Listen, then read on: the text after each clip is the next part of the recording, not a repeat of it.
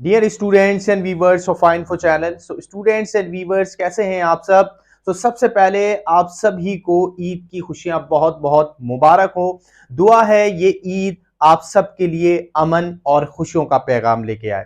So students and viewers, आज की video में मैं आपको बताने जा रहा हूं जो FBISC का बोर्ड एग्जाम्स का जो पेपर है, फिजिक्स का पेपर, उसको आज हम उसके जो इम्पोर्टेंट क्वेश्चन है उसको हम आज की ही वीडियो में डिस्कस करेंगे। सो इंपॉर्टेंट क्वेश्चन जो FBISC के पेपर में आते हैं, बार बार रिपीट होते हैं, स्पेशली फिजिक्स के पेपर में बार बार रिपीट होने वाले क्वेश्चन और उसके कुछ इंपॉर्टेंट की पॉइंट्स, उसकी इंपॉर्टेंट टेक्निक्स जो है उसको सॉल्व करने की, तो ये मैं आपको इसी वीडियो में आज बताऊंगा। सो वीडियो कंप्लीट देखनी है आपने, आखिर तक देखनी है। वीडियो के साथ आपने आखिर तक जुड़े रहना है। और अगर अभी तक आपने चैनल सब्सक्राइब नहीं किया हुआ तो चैनल को सब्सक्राइब कर लें और बेल आइकन को भी क्लिक कर लें। तो स्टूडेंट्स स्टार्ट करते हैं। मैं हूं मोहम्मद बिलाल, आपका टीचर मेंटर, एंड आप देख रहे हैं फाइनफो चैनल।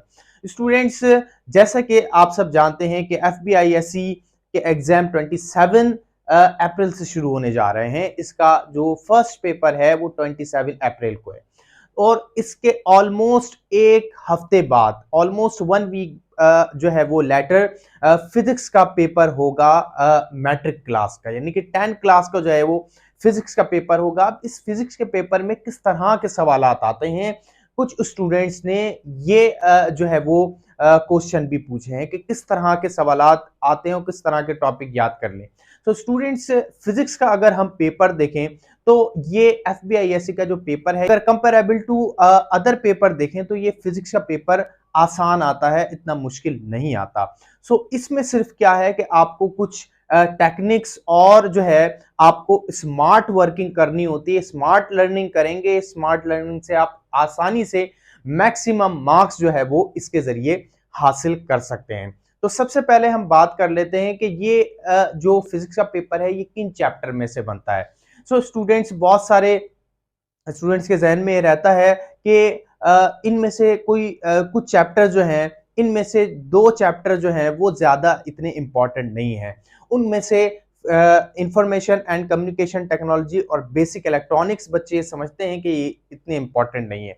सो स्टूडेंट्स, पहली बात तो ये याद रखें कि फिजिक्स के पोर्शन के अंदर तमाम ही चैप्टर जो है ये बहुत ही इम्पोर्टेंट हैं। एग्जाम्स के क्वेश्चन के पॉइंट ऑफ व्यू से अगर हम देखें तो ये सब ही इंपॉर्टेंट है। हाँ, सिर्फ आप इतना उसको जो है वो ये ऑप्शनली रख सकते हैं कि अगर आपको कोई सवाल नहीं आ रहा या कि अगर आपको कोई सवाल जो है वो छोड़ना है तो ऑप्शनली आप अपने माइंड में रखते हैं कि ये आप जो है वो इसको छोड़ देंगे, जो चॉइस मिलती है उस चॉइस पे आप इसको छोड़ देंगे।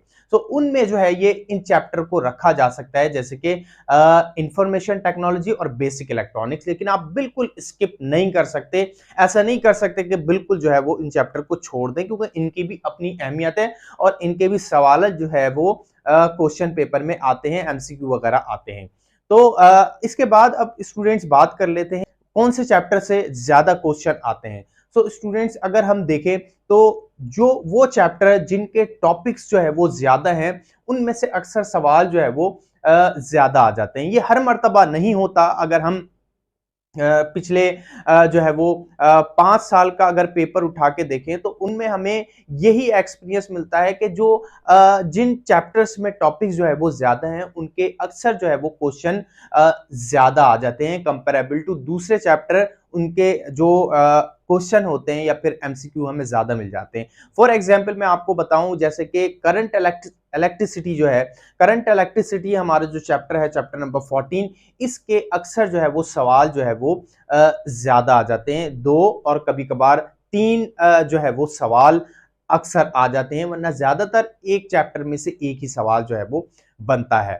सो इसी तरह से स्टूडेंट, जो एटॉमिक एंड न्यूक्लियर फिजिक्स है, इसमें से भी सम टाइम 2 या फिर जो है वो 3 सवाल जो है इसमें से भी बन जाते हैं।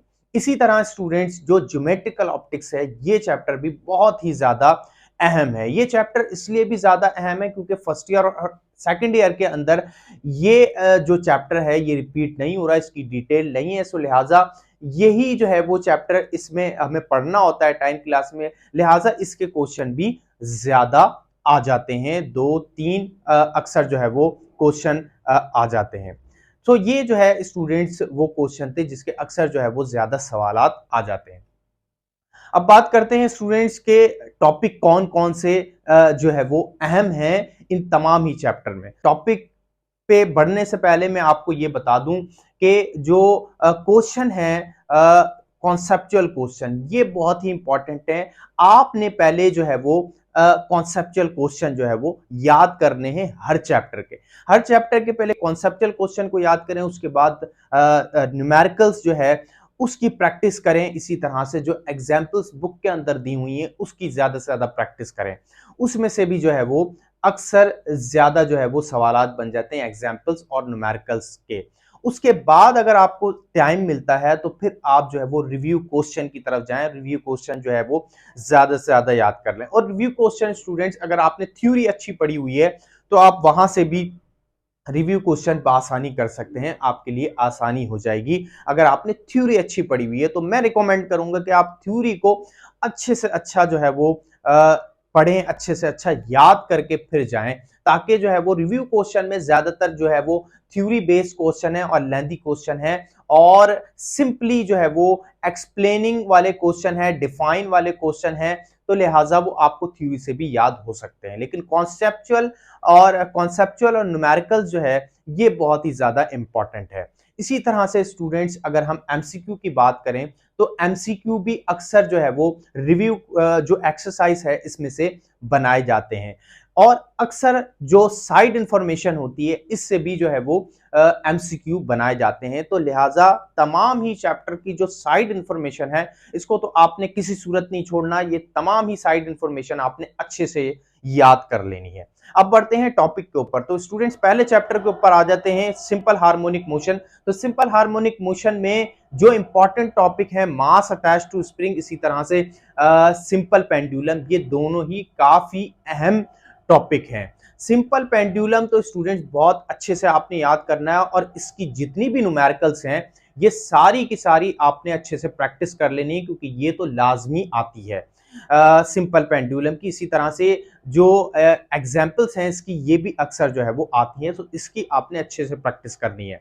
इसी तरह से स्टूडेंट्स जो वेव मोशन वाला टॉपिक है जिसमें टाइप्स ऑफ वेव आपको बताया गया है, मैकेनिकल वेव और जो है वो उसके बाद जो है वो ट्रांसफर वेव और लॉन्गिट्यूडनल वेव, तो इसका फर्क भी आपने याद करना है। ट्रांसफर वेव और लॉन्गिट्यूडनल वेव में क्या फर्क है, इसकी एग्जाम्पल एंड सो ऑन, जो भी इसके इंपॉर्टेंट की पॉइंट्स है वो आपने लाजमी याद करने। अब बढ़ जाते हैं साउंड चैप्टर के ऊपर। तो स्टूडेंट साउंड चैप्टर में जो अहम टॉपिक है, इंतहाई अहम टॉपिक है, वो कैरेक्टरिस्टिक्स ऑफ साउंड है। कैरेक्टरिस्टिक्स ऑफ साउंड में लाउडनेस का टॉपिक बहुत ही ज्यादा इंपॉर्टेंट है। इसी तरह से उसमें पिच और जो क्वालिटी है, ये तीनों ही फैक्टर बहुत ज्यादा इंपॉर्टेंट है, ये आपने नहीं छोड़ना। इसके बाद जो इंपॉर्टेंट टॉपिक है वो है इंटेंसिटी एंड लाउडनेस। इंटेंसिटी और लाउडनेस का जो आपस में रिलेशन है, इसका भी सवाल जो है वो अक्सर आ जाता है, ये भी आपने याद करना है। इसके बाद हम देखते हैं तो स्पीड ऑफ साउंड काफी इंपॉर्टेंट है, और इको जो हमारे पास टॉपिक है ये भी ज्यादा इंपॉर्टेंट है। अब बढ़ते हैं ज्योमेट्रिकल ऑप्टिक्स में। तो ज्योमेट्रिकल ऑप्टिक्स स्टूडेंट, जैसे कि मैंने आपको बताया कि अक्सर इसमें से 2 या 2 से ज्यादा सवाल जो है वो बन जाते हैं, तो आपने इसको किसी सूरत नहीं छोड़ना, इसको ज्यादा से ज्यादा जो है वो इसमें से आपने प्रिपरेशन करनी है। तो इसकी सबसे पहले आप जो है वो टर्मिनोलॉजीज याद करेंगे, लेंस की क्या टर्मिनोलॉजीज हैं, और मिरर की जो टर्मिनोलॉजीज हैं जिसमें प्रिंसिपल फोकस आ जाता है, फोकल लेंथ आ जाता है, और इसी तरह से रेडियस ऑफ कर्वेचर आ जाता है। ये सारी टर्मिनोलॉजी आपने याद कर लेनी है, इसके सवालात बनते हैं। इसी तरह से फिर हम आगे बढ़ते हैं तो मिरर फॉर्मूला बहुत ही ज्यादा इंपॉर्टेंट है। मिरर फॉर्मूला आपने याद करना है, इससे रिलेटेड न्यूमेरिकल्स बनती हैं, मिरर फॉर्मूले के जरिए सॉल्व होती हैं, और उसकी भी टर्मिनोलॉजीज, मिरर फॉर्मूले की जो टर्मिनोलॉजीज हैं, positive focal length, negative focal length, ये भी आपने जो है वो लाजमी याद करना है। अब बढ़ते हैं आगे स्टूडेंट्स। तो टेलीस्कोप को अगर हम देखें तो टेलीस्कोप बहुत ही ज्यादा इंपॉर्टेंट है। इसी तरह से माइक्रोस्कोप और मैग्नीफाइंग ग्लास, ये टॉपिक बहुत ही ज़्यादा जो है वो इम्पॉर्टेंट है। इसमें समटाइम आपसे जो है वो स्केचिंग करने का कहते हैं कि रे डायग्राम बनाना है, आपने स्केच करना है डायग्राम, और फिर जो है इसके इस तरह से भी सवालात बन जाते हैं और लॉन्ग क्वेश्चन में भी इसके सवालात आ जाते हैं। आगे बढ़ते हैं तो इलेक्ट्रोस्कोप जो है वो इलेक्ट्रोस्टैटिक में बहुत ही ज्यादा इंपॉर्टेंट है। इसी तरह से electrostatic induction, charging by induction, ये बहुत ही इंपॉर्टेंट है। इसी तरह से आगे बढ़ते हैं तो इलेक्ट्रिक पोटेंशियल बहुत ज्यादा इंपॉर्टेंट है, और पोटेंशियल डिफरेंस जो है ये भी बहुत ज्यादा इंपॉर्टेंट टॉपिक है, और फिर कैपेसिटर और उसकी कॉम्बिनेशन ये बहुत ही ज्यादा इंपॉर्टेंट है। आगे बढ़ते हैं स्टूडेंट्स करंट इलेक्ट्रिसिटी में, तो हमारे पास जो है वो ओम्स लॉ आ जाता है, बहुत ही ज्यादा इंपॉर्टेंट टॉपिक है, और ईएमएफ जो टॉपिक है ये भी बहुत ज्यादा इंपॉर्टेंट है।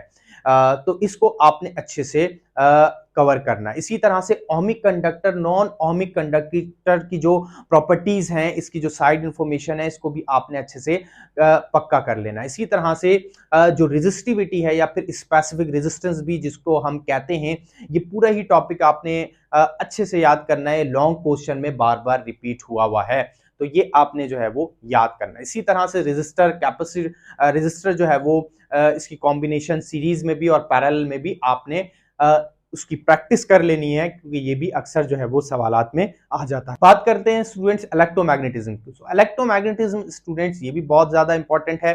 तो इसमें आपने जो है वो लेंज लॉ को अच्छे से जो है वो याद करना है, उसकी प्रिपरेशन करनी है। इसी तरह से जो डीसी मोटर है, इसी तरह से एसी मोटर है, इसको भी आपने अच्छे से याद करना है। इसके नोट आ जाते हैं समटाइम, जो है इसके लॉन्ग क्वेश्चन में सवालात बन जाते हैं। इसी तरह से ट्रांसफार्मर है, ये भी अहम टॉपिक है, इसके क्वेश्चन जो है वो बन जाते हैं लॉन्ग क्वेश्चन में। इसी तरह से लॉन्ग क्वेश्चन में म्यूचुअल इंडक्शन का टॉपिक भी बन जाता है। म्यूचुअल इंडक्शन की ही एप्लीकेशन है ट्रांसफार्मर, और इसी तरह से इसकी न्यूमेरिकल भी आ जाती हैं, तो ये भी काफी इंपॉर्टेंट है।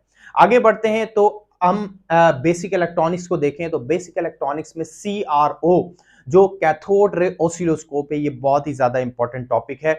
इसमें से जो है वो अक्सर सवाल बन जाता है, लॉन्ग क्वेश्चन में आ जाता है। और इसके जो है वो अलग अलग सब टॉपिक है, जिसमें थर्मियोनिक इमिशन है, और जो है वो इलेक्ट्रॉन गन है, इसका भी जो है वो सवाल अक्सर बन जाता है, एमसीक्यूज आ जाते हैं, इसको भी आप अच्छे से याद करके जाएं। इसके बाद लॉजिक गेट्स हम देखते हैं, तो इसी चैप्टर में लॉजिक गेट्स बहुत ही ज्यादा इंपॉर्टेंट है, इसकी आप अच्छे से तैयारी कर लें। गेट्स की आपने प्रैक्टिस कर लेनी है। गेट्स जो बेसिक गेट्स हैं, यूनिवर्सल गेट, उसको आप याद कर लें, बाकी उससे मिलकर जो है वो बन जाते हैं, तो वो आपको याद करना आसान हो जाएंगे। आगे बढ़ते हैं तो आईसीटी में, इंफॉर्मेशन एंड कम्युनिकेशन टेक्नोलॉजी में ज्यादा कोई इंपॉर्टेंट नहीं है, बस जो डेटा स्टोरेज डिवाइसेस है या फिर इंफॉर्मेशन स्टोरेज डिवाइसेस हैं, ये बहुत ही ज्यादा इंपॉर्टेंट है। इसके टॉपिक अक्सर जो है वो आ जाते हैं, इसके एमसीक्यूज आ जाते हैं, तो इसको भी आप अच्छे से याद कर लें। इसके बाद हम आ जाते हैं अपने last chapter atomic and nuclear physics. Atomic and nuclear physics में स्टूडेंट्स जो इंपॉर्टेंट टॉपिक है वो है न्यूक्लियर ट्रांसम्यूटेशन। न्यूक्लियर ट्रांसम्यूटेशन में आपको पता है कि अल्फा डीके हम पढ़ते हैं, बीटा डीके और गामा डीके। तो ये जो है, ये तीनों जो अल्फा डीके और बीटा डीके और गामा डीके, ये बहुत ही ज्यादा इंपॉर्टेंट टॉपिक है। इसकी आपने जर्नल इक्वेशन भी याद करनी है, और इसकी एग्जाम्पल बाज़ औक़ात बुक से हटकर जो है वो आ जाती हैं, जिसमें आपसे किसी भी रेडियो एक्टिव एटम के बारे में आपसे पूछ सकते हैं। जरूरी नहीं है कि जो बुक के अंदर मौजूद है, पोलोनियम है या फिर थोरियम है, उसी का आपसे पूछेंगे। इसके अलावा जो रेडियो एक्टिव एलिमेंट है, उसका भी आपसे पूछ सकते हैं कि उसकी जो है वो जर्नल एग्जाम्पल आपने जर्नल इक्वेशन बनानी है, और एग्जाम्पल आपने इसकी बतानी है।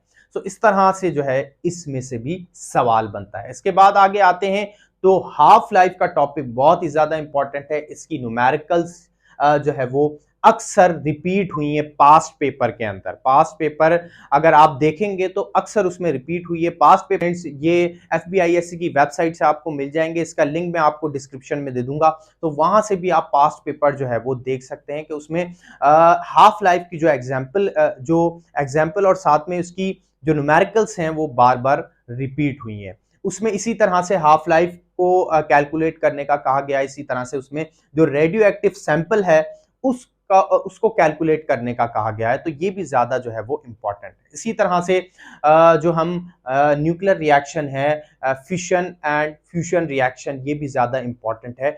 इसकी भी आपने अच्छे से तैयारी करनी है और ओवरऑल इसको जो थ्योरेटिकल जितने भी टॉपिक हैं उसको अच्छे से आपने स्टडी करना है। कोई पॉइंट जो है वो नहीं छोड़ना, और ख़ास तौर पे इसकी जो न्यूमेरिकल्स हैं और इसके जो कॉन्सेप्चुअल क्वेश्चन है वो तो आपने लाजमी ही याद करना है। सो ये स्टूडेंट्स तमाम ही चैप्टर के इंपॉर्टेंट टॉपिक, वैसे तो सारे ही टॉपिक बहुत ही ज्यादा इंपॉर्टेंट है, लेकिन जो बार बार रिपीट हुए हैं पेपर के अंदर, ये मैंने आपके सामने टॉपिक रख दिए कि इसकी आपने ज्यादा तैयारी करनी है, तो इससे जो है वो सवाल बन सकते हैं। सो इसकी आप ज्यादा तैयारी करेंगे तो मैक्सिमम चांस है कि आप एग्जाम्स के अंदर 80 टू 90% मार्क्स जो है वो सिक्योर करने में कामयाब हो जाएंगे इंशाल्लाह। सो ये स्टूडेंट्स कुछ इंपॉर्टेंट जो है वो टॉपिक जो आपके साथ शेयर किए अपने एक्सपीरियंस के मुताबिक। तो उम्मीद करता हूं कि आपको ये सब जो है वो टॉपिक समझ में आए होंगे। इसी तरह से जो मैंने आपको बताया, स्मार्ट वर्किंग करें और ज़्यादा से ज़्यादा जो है वो प्रैक्टिस करें, और जो है वो लर्निंग प्रोसेस अपना जारी रखें, उसमें जो है वो कमी नहीं आने दें। सो उम्मीद करता हूँ स्टूडेंट्स ये तमाम ही जो टॉपिक्स हैं और वीडियो में जो जो मैंने आपको टिप्स बताई हैं और टेक्निक्स बताई हैं पेपर को सॉल्व करने की, ये आपको समझ में आई हों। सो इस वीडियो को लाइक ज़रूर कर दें, इसी तरह से अपने फ्रेंड्स के साथ ज़रूर इसको शेयर करें। फ्रेंड्स आज के लिए इतना ही, मिलते हैं आपसे नेक्स्ट वीडियो में, जब तक के लिए थैंक यू सो मच, अल्लाह हाफ़िज़।